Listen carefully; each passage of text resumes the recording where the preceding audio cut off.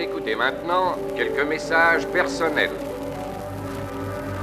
Les girafes ne portent pas de faux cols. Andromaque se parfume à la lavande.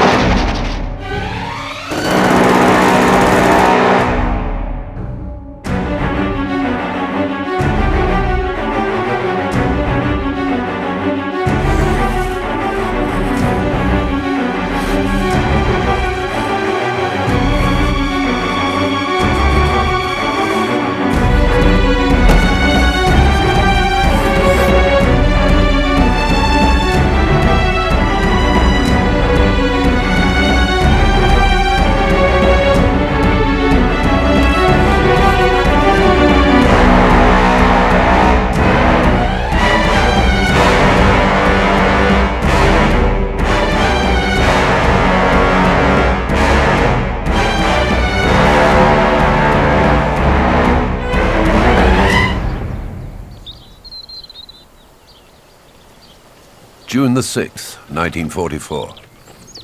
While the Allies were landing on the beaches of Normandy, 700 kilometers to the south, a fighting division of the Waffen-SS, the 2nd Panzer Das Reich Division, had been stationed for 3 months around the town of Montauban in the south of France. After many feats of arms on the Eastern Front, the veterans were resting.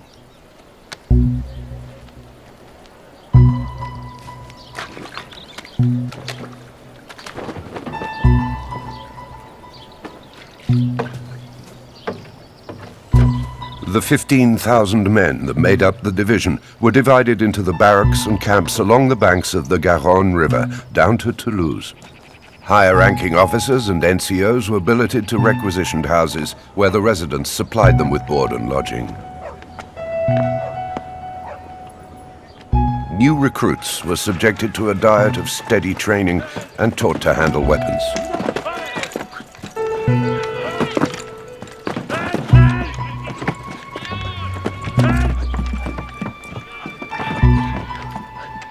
On the morning of D-Day, the Das Reich Division received this alarmist message broadcast by German headquarters. Feindinvasion beim Morgengrauen ausgebrochen. 6 unmittelbare Bewegung, Dispositionen treffen. Dawn, June the 8th. The 2nd Panzer Das Reich Division left Montauban, heading north toward Normandy.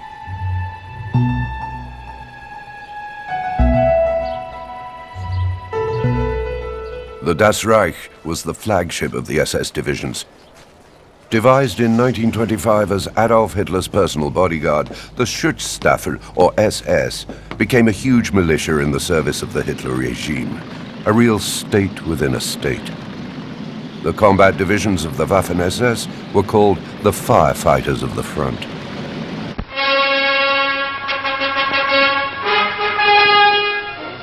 La Waffen-SS, formation de guerre, s'est d'abord recrutée parmi les SS, membres du Parti national-socialiste, choisis pour constituer les sections de protection.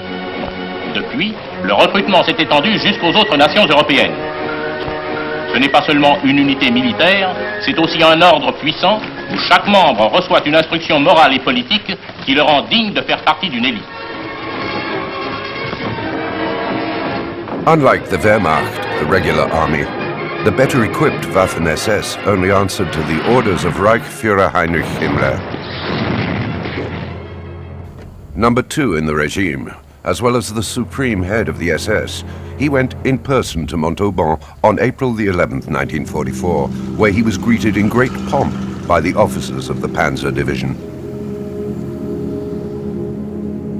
His men were among the most decorated of the Third Reich.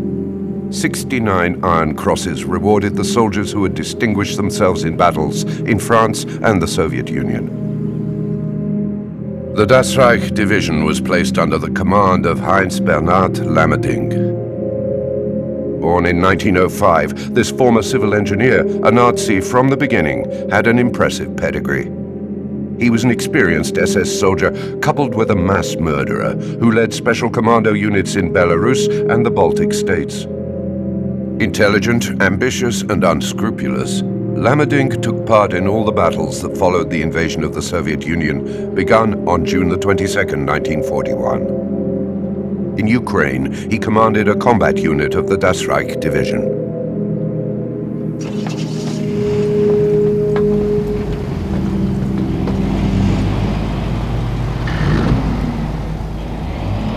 Chiefly composed of Panzer IV latest generation tanks and armored vehicles, the Panzer Division was a cornerstone of Operation Barbarossa, the plan to invade and annex the Soviet Union.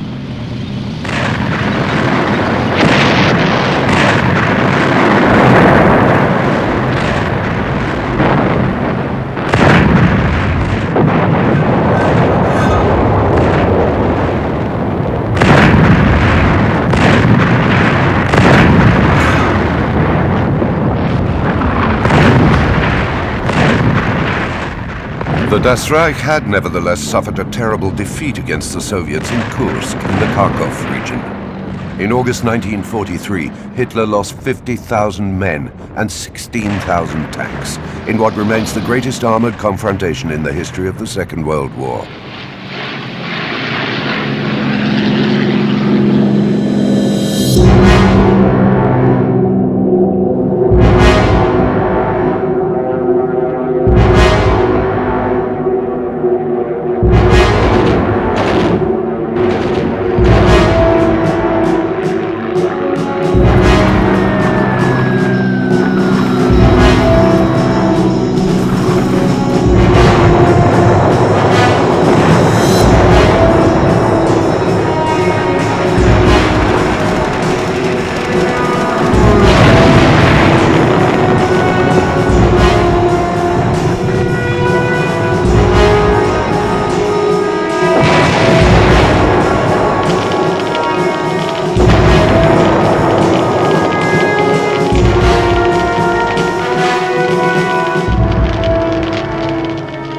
In the summer of '44, the Das Reich division lost half of its men on the Eastern Front.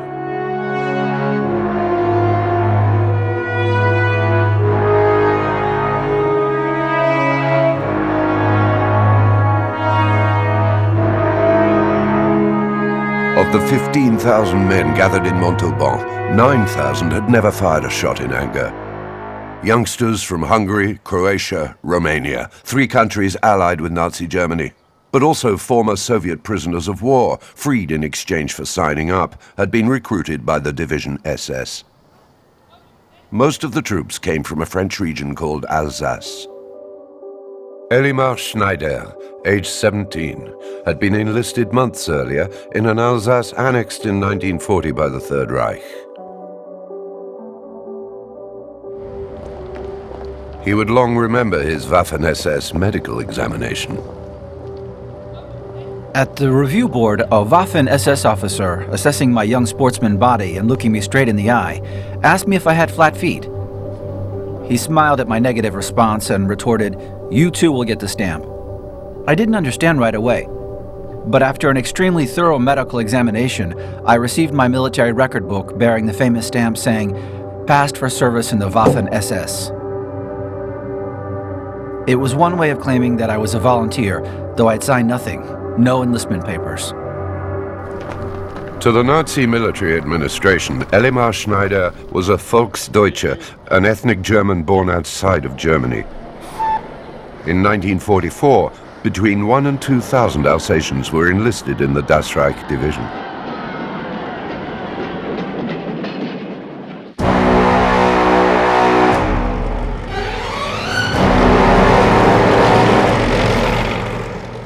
When he set off for Normandy on June the 8th, 1944, Elimar Schneider was part of a division whose combat equipment was for the most part obsolete or faulty.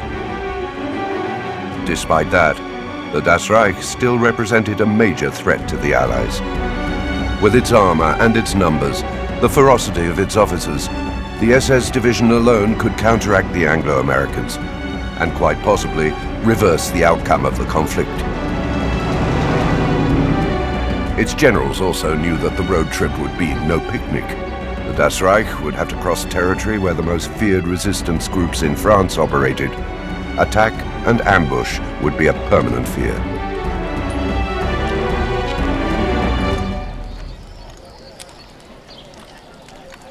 For the resistance movement, the time for open confrontation with the occupying troops had come.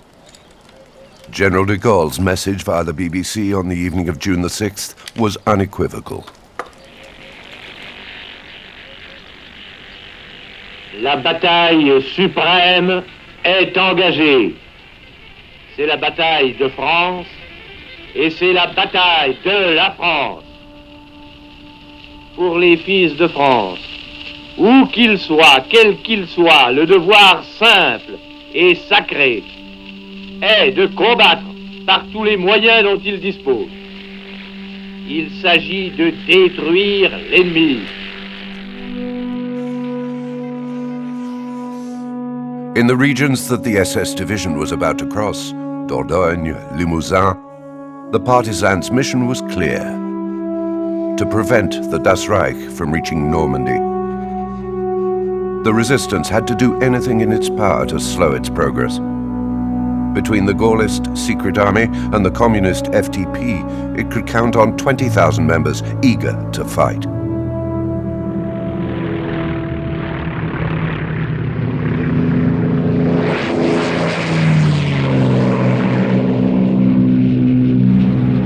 The resistance, which until then had to cope with a constant shortage of arms and equipment, finally had the means to give battle.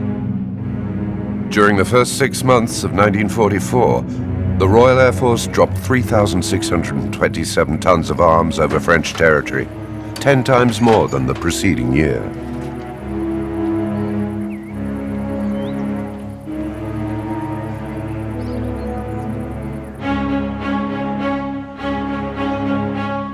The drops weren't limited to combat equipment. In Britain, men and women from Norway, Yugoslavia and France were being trained in sabotage and commando tactics before being parachuted into their country of origin to unite resistance groups scattered over the territory. Agents of the Special Operations Executive, or SOE, British intelligence, supporting the resistance from their London headquarters, had but one watchword: set Europe ablaze. This meant actions of sabotage, blowing up bridges and factories, sinking enemy ships. And at the same time, they had to re-establish radio links with London and train resistance fighters, mostly civilians, to handle small arms. On the night of June the 7th, 4 of the best French SOE agents were parachuted into the Limousin region. All were seasoned combat veterans who had already tangled with German roadblocks and Gestapo undercover agents in the Rouen region. All were under 35.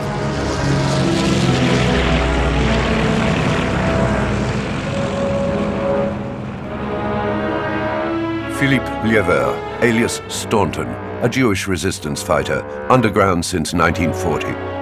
Robert Maloubier, alias Mortier, the young radio operator Jean-Claude Guillet, and Violette Szabo, codename Louise.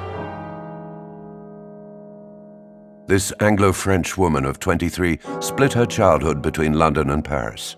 A dazzling beauty with an intense gaze, she was the widow of a soldier of the Free French Forces who died at the Battle of El Alamein. Violette Szabo left her 2-year-old daughter Tanya in London. During a mission carried out 2 months earlier on French soil, she had shown exceptional coolness and daring. Despite her youth, she was one of the most valuable SOE assets.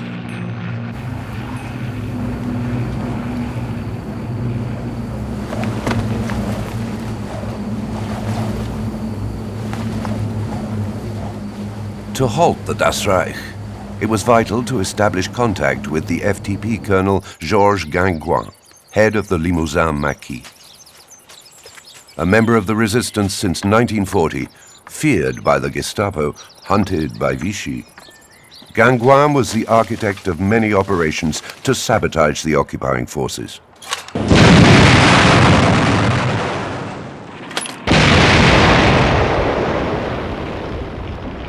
The communist resistance was in the habit of going it alone and taking no notice of directives from London.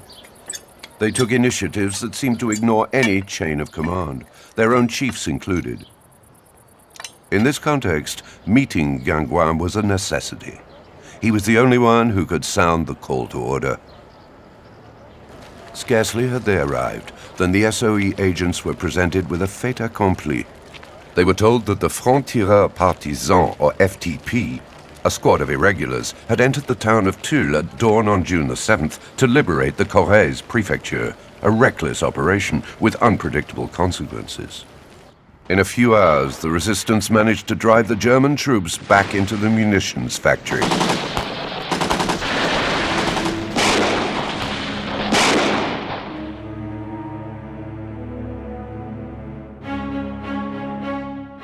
After a few exchanges of gunfire at the end of the day, the town fell to the FTP.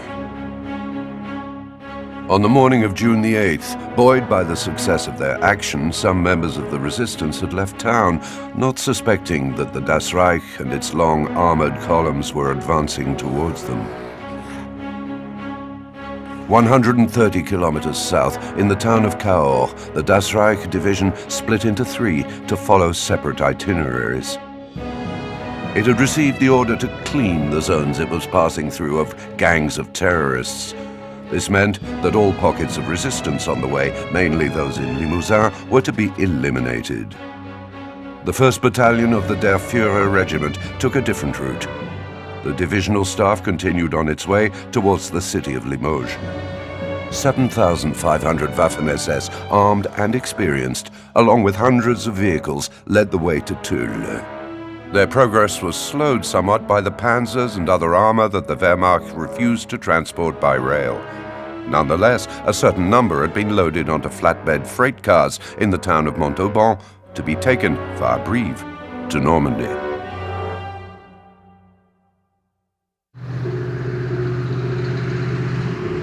Along the country roads, the Das Reich crossed ghost towns. The SS had left no good memories there. A few kilometers north in the village of Montpezat-de-Quercy, on May the 2nd, 1944, soldiers of the Das Reich division shot 15 civilians in retaliation for sabotage of the Toulouse to Paris rail line.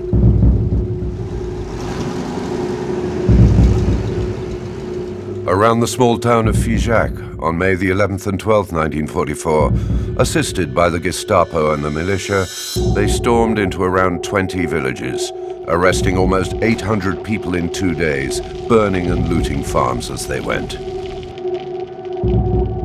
On May the 21st, in the hamlet of Fraissinet-le-Gélat, west of Figeac, 3 women were hanged from their balcony and 10 men were executed before the village was torched. June the 7th, on the eve of their departure, guided by the Gestapo in the town of Agen, a battalion of the Das Reich executed 10 partisans and 7 civilians. At that point, the villagers knew what to expect and were unlikely to show themselves.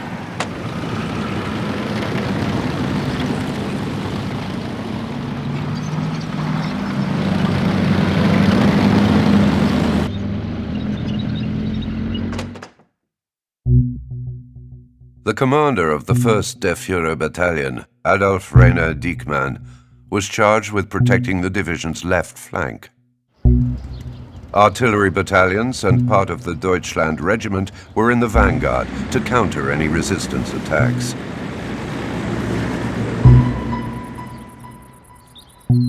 Dickman was on his guard. His regiment had just entered the Dordogne region, a reputedly dangerous zone. Next came Limousin, where the resistance was particularly active. A region the general commander of the SS forces called Little Russia.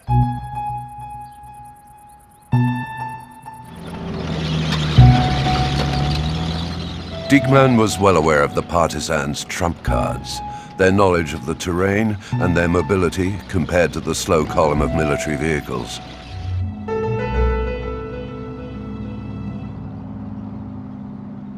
At the same time, SOE agents Violette Szabo, Philippe Liévert, Jean-Claude Guillet, and Robert Maloubier were greeted by 30 secret army members commanded by Jacques Dufour, alias Anastasie. They stared at the Gaullist combatants in Limousin with concern. Despite their numbers and enthusiasm, they were mainly young with no combat experience. Hotheads driving with full headlights down roads the Das Reich would soon be coming up. But they'd have to make do. The resistance set to work. They set up roadblocks and watched keenly, awaiting the passage of the Panzer Division.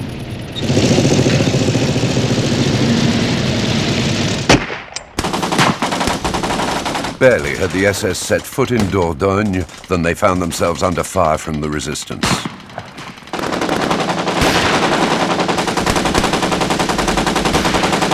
Dickman's men were attacked in the hamlet of Gros-les-Jacques. A dozen resistance men died during the attacks.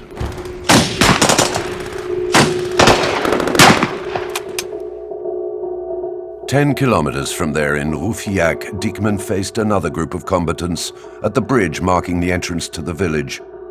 In front of the people gathered at the village restaurant, he had 16 civilians and 2 resistance men shot as reprisals. Their remains were doused in gasoline and burned where they lay. Women and children were among the victims.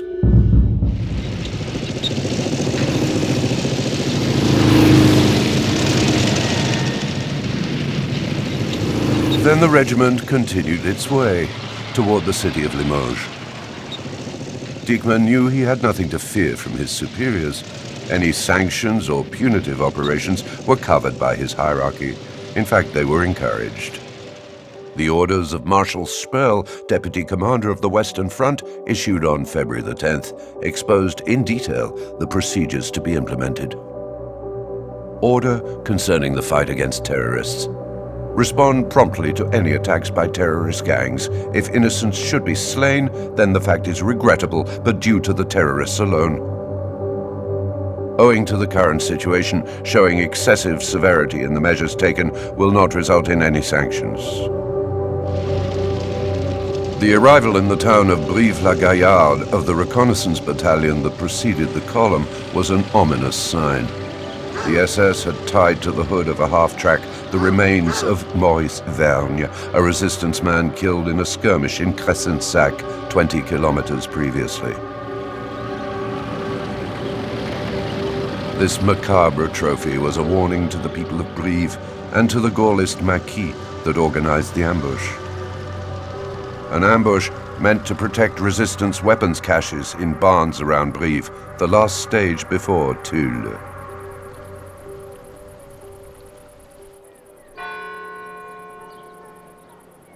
When the residents of Tulle awoke on the morning of June the 9th, the town was once again under German control.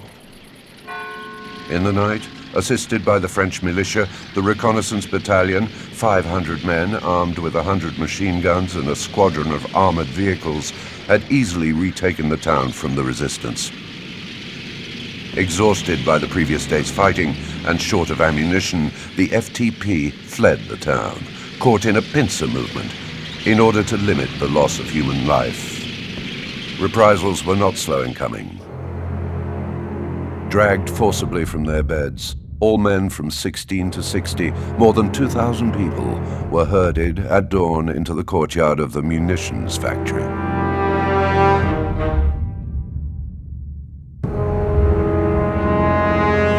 Aurel Kovac, divisional intelligence officer, gave the order. Walter Schmalt, a member of the Gestapo, and Heinrich Wulff, commander of the Das Reich Reconnaissance Battalion, were charged with its execution. During the morning, Pierre Trouillet, prefect of the region, negotiated with the SS to free the hostages. He managed to obtain the release of men who were needed to keep the town running. A low-key victory. At noon, 600 were still waiting to learn their fate. Meanwhile, Alsatian Elimar Schneider was patrolling the town, warning inhabitants of the punishment they faced. Gathered in the streets around Souillac Square, the townsfolk found a message posted on the walls. Citizens of Tulle, 40 German soldiers were murdered in the most dreadful manner by communist gangs. For resistance fighters and those who aid and abet them, there is but one sentence, that of hanging. 40 German soldiers were murdered by the resistance. 120 of the resistance or their accomplices will be hanged. Their bodies will be thrown in the river. The warning was signed by the SS Division General Heinz Lammerding. At 3:30 in the afternoon, in the munitions factory, the 120 men demanded by Lammerding were selected and taken from the ranks. In the town center, soldiers from Heinrich Wulff's reconnaissance battalion were asking the town's inhabitants for ropes, which they then tied around street lamps and from the balconies of buildings. A mission, as Elimar Schneider points out, entrusted to the most experienced. We chose hanging because it is more humiliating than being shot. The executioners were appointed from the company of pioneers, mainly composed of German men, half of them soldiers from our company who'd come from the Russian front. After obtaining the release of several hostages, Prefect Trouillet tried to convince Aurel Kovacs to postpone the executions. "I'm sorry," Kovacs retorted. "We got used to hangings in Russia. We hanged 100,000 men between Kharkov and Kiev. To us, this is nothing."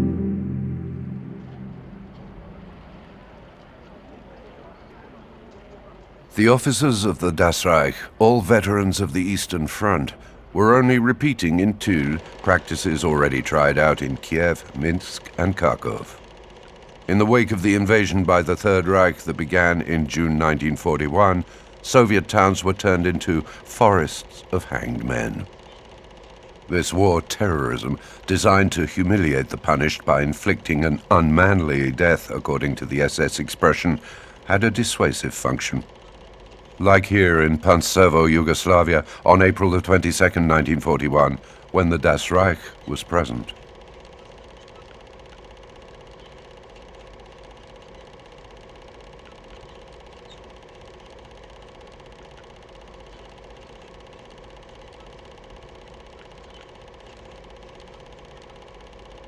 In the conquered territories, the Nazis enlisted the assistance of local collaborators, such as the militia in France.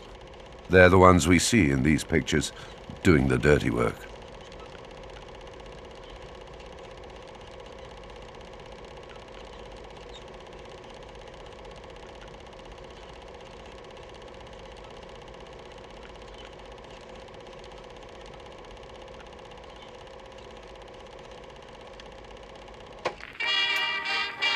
In Tulle, around 3:30 p.m., a first group of 10 from among the men selected was hanged from the street lamps, trees and balconies of Souillac Square and the adjacent streets. The SS forced the residents to witness their ordeal.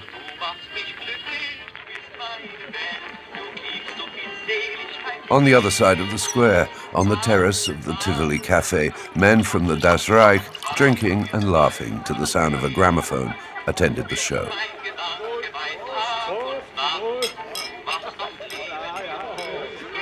One SS soldier drew pictures of the hangings.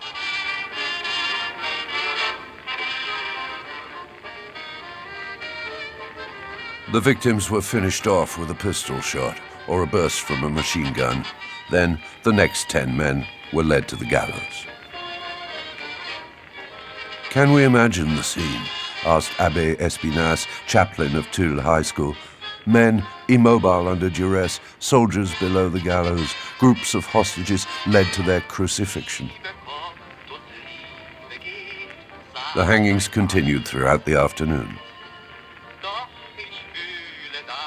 At the end of the day, Elimar Schneider went to the munitions factory, where the last few prisoners awaited. Entering by the factory gate, I asked how many hostages remained, informing him that there were not enough ropes. Walter Schmald pointed to a group kneeling to the left of the entrance, a dozen civilians, and a group of around 20 in front of him. In front of them stood a chaplain in a faded cassock, his face sad. It was Abbé Espinasse giving them absolution. The Tulle school chaplain ceaselessly negotiated with Walter Schmalt for the lives of the hostages, managing to save a handful of them.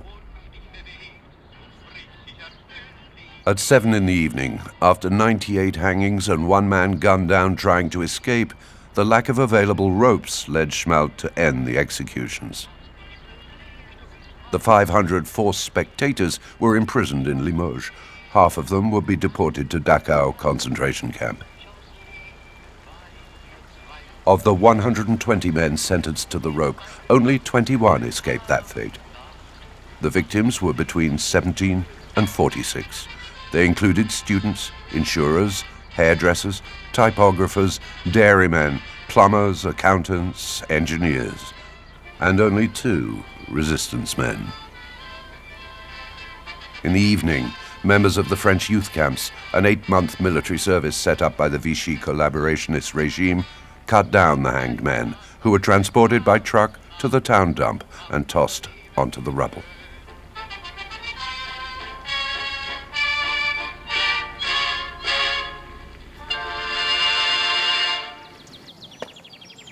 "75 kilometers from Tulle, a wind of panic blew through a detachment of the Das Reich. The car of the commander of the 3rd Battalion of the Der Führer Regiment had been found by the side of the road without its passenger. Former printer Helmut Kemp, a hero among elite SS combatants, was a personal friend of General Heinz Lammerding and Sturmbannführer Adolf Dickman.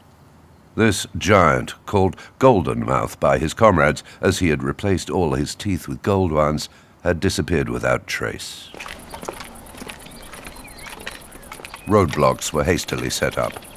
Roads and copses searched thoroughly. A few hours earlier, in Combouvert, the Kemp regiment had fallen into an ambush set by the communist resistance. 31 partisans had been taken prisoner and immediately shot on his orders. Laid out along the road, their corpses had then been crushed by the Das Reich Panzers. Georges Gingouin's FTP unit was suspected of having abducted Kemp as retaliation.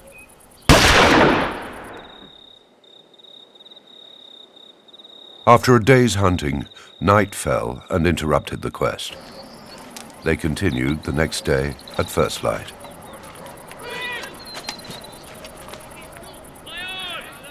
Not far away, Violette Szabo and Anastasie headed for Pompadour, outside of Limoges. There, they were to meet other SOE agents in order to coordinate their actions with the Gaullist secret army. Neither knew that the Waffen-SS were combing the area in search of Major Kemp. Suddenly, on the outskirts of Salon-la-Tour, they noticed a motorcyclist taking a bend at top speed, followed by a detachment of the Das Reich. It was too late to turn tail. A shootout began. The resistance fighters abandoned their vehicle and made for the undergrowth.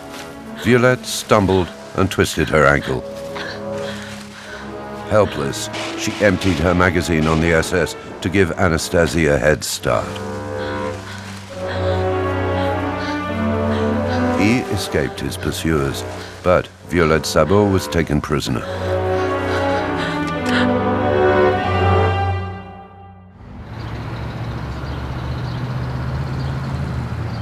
Meanwhile, the Der Führer regiment had obtained intelligence to put it on the trail of Helmut Kemp.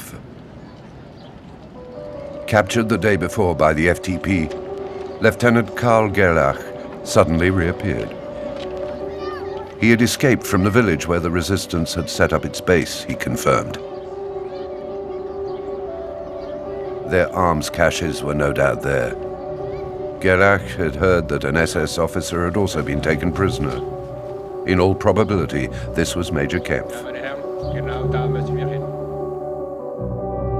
Though the indications supplied by Gerlach didn't match its location, it was a village called Oradour-sur-Glane that Adolf Dickman pointed out on the map at headquarters. This calls for ruthless repression, declared the SS officer, a cold-blooded killer, barely 30 years old, responsible for many massacres in the East. Otto Kahn, commander of the 3rd Company, a career soldier who joined the Das Reich in 1940, and his direct subordinate Heinz Barth would head operations. Entering the SS at 18, after ideological and sporting training with the Hitler Youth, Barth was a veteran at fighting the Soviets. An instructor with the Das Reich in 1943, then a policeman in Czechoslovakia, he went from one Waffen-SS unit to the next, including the 3rd Totenkopf Division with its sinister reputation. Elite troops, the Death's Head SS soldiers.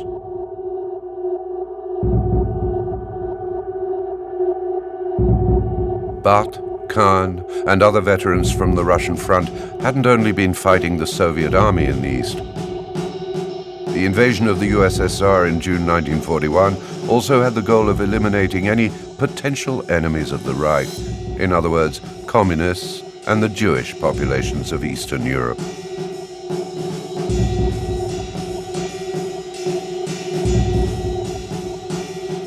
Men old enough to bear arms were the first victims of the repressive units of the SS. They were shot en masse as the German troops progressed through Soviet territory, from Latvia to the south of Ukraine, from Galicia to Russia. From August 1941, the genocide order was given to German formations in the field. Jewish women and children were among the main targets of the mass slaughter led by the Einsatzgruppen, mobile killing units. Too weak in numbers, these special commandos enlisted the collaboration of the Wehrmacht, the Feldgendarmerie, and the Waffen-SS. The Das Reich division, in which Kahn had learned his trade, was mentioned in report number 92 of Einsatzgruppen, dated September the 23rd, 1941, which reported on the activities of Group B in the region of Minsk, Belarus. In a few hours, 920 men, women, and children, the entire Jewish population of Lahoysk, were massacred in the large pits dug for them on the road to Gena.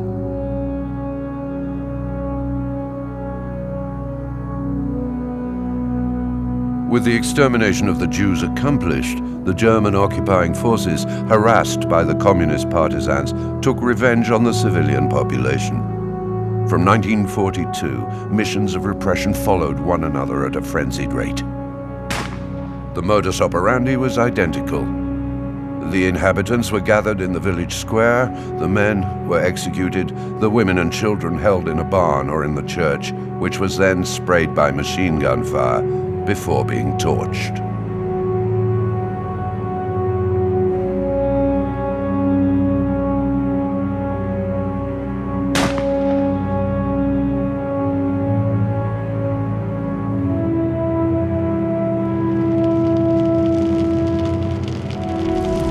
The whole village was then burned.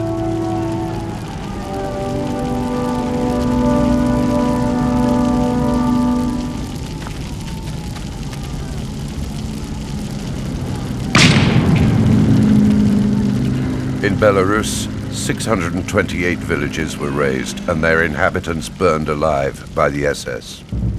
Over less than 4 years German occupation, that represents one village every 2 days.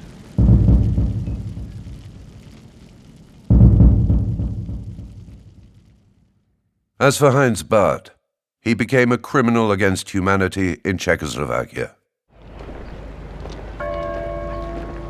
The head of the Reich Security Service, Reinhard Heydrich, had just met his death in Prague following an attack carried out by 2 Czech SOE agents.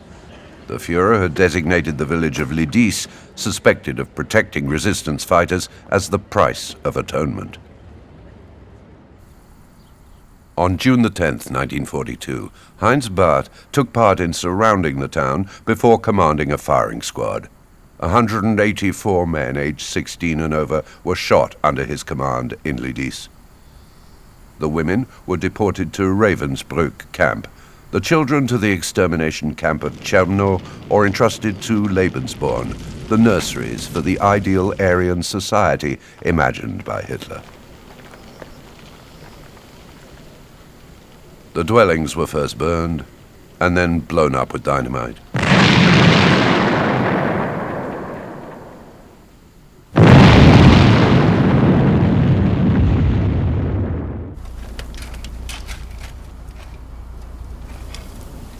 After the German road workers had passed through, no trace of Lidis remained, not even ruins.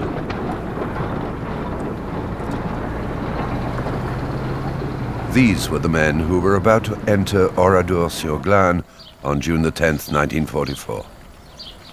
A village with no links to the resistance, but whose population had almost doubled, swelled by Spanish, Alsatian, and Jewish refugees. Oradour was a typical village of the region. Its 15th century church, its small shops and farms, its tramway line, made the vibrant little township into a picture postcard. That Saturday, in the market square, men were standing in line for the distribution of tobacco, while the children gathered at the gates of 3 municipal schools for their medical exam. A weekend like any other. As if the war had spared this village since the roundup in August 1942, when the Jewish members of the 642nd Foreign Workers Group were arrested and deported to Auschwitz.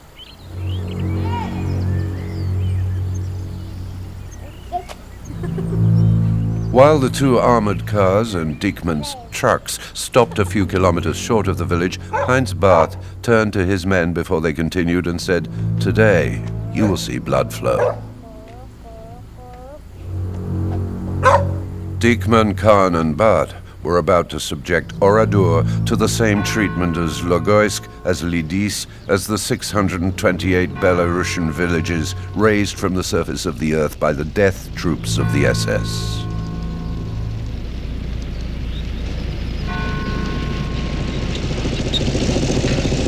Procedures of intense violence, perfectly reconstructed in the film by the Soviet director L.M. Klimov, Come and See.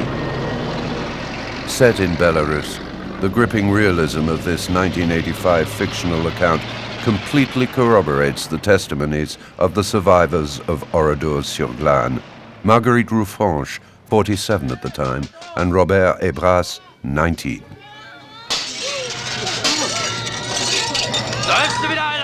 On June the 10th, 1944, I was on leave in Oradour with my parents. Around 2 o'clock in the afternoon, the Germans arrived in armored cars. They got out and they made us go to the market square. I was there at the roundup with my mother and my 2 sisters.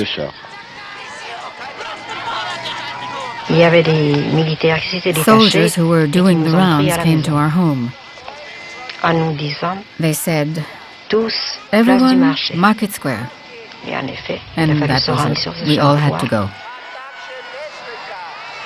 They separated the women and children from the group. Up to the age of 14, children went with their mothers. Above that, they were considered men. I was 19, I went with the men's group. The worst moment was when we had to split up. They separated the men from the women, and my son wouldn't let me go.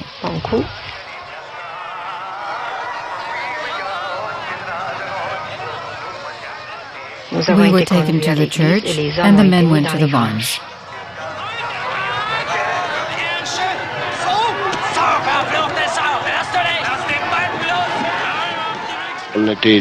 All the young people were together. We weren't thinking of what was going to happen. We were interested in the next day's football match. They made us all get to our feet. Just then, I had an Alsatian friend who could speak German, and he was next to me, and he said, "Look out, they're shooting." He didn't even have time to finish the sentence. Right then, they fired several bursts of machine gun fire right at us.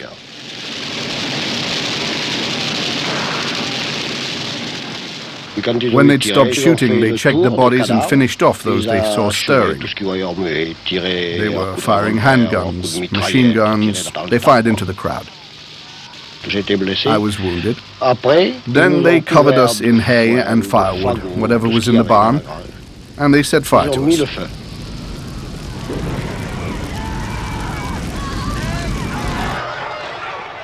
We had been locked in the church. The Germans brought in this big crate. I said to someone, "See that? That's a bomb. We're going to be blown up with a church." "Oh," she said, "don't say such things." And the fact is, the box exploded. It gave off such a lot of smoke, we were suffocating. We couldn't see in the church, and cries went up on all sides.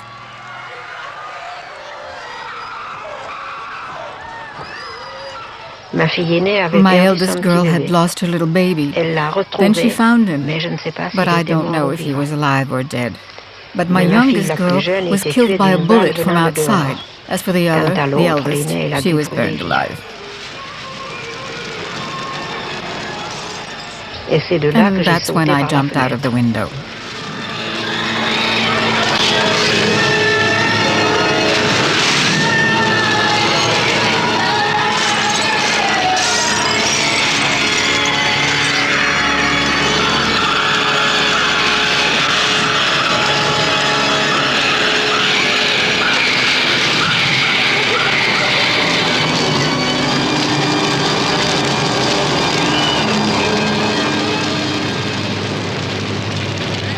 At nightfall, while Marguerite Bouffanche, between life and death after 3 bullets to the body, waited for the Germans to leave, while Robert Ebras, hidden, witnessed the burning of the village, the SS, under Dickman, seized motorcycles, cars and cattle. Kahn helped himself to a blue Peugeot and Bach to the grocer's cash register. In Neu, not far from the still smoking ruins of Oradour, the SS requisitioned a school in which they feasted and drank late into the night.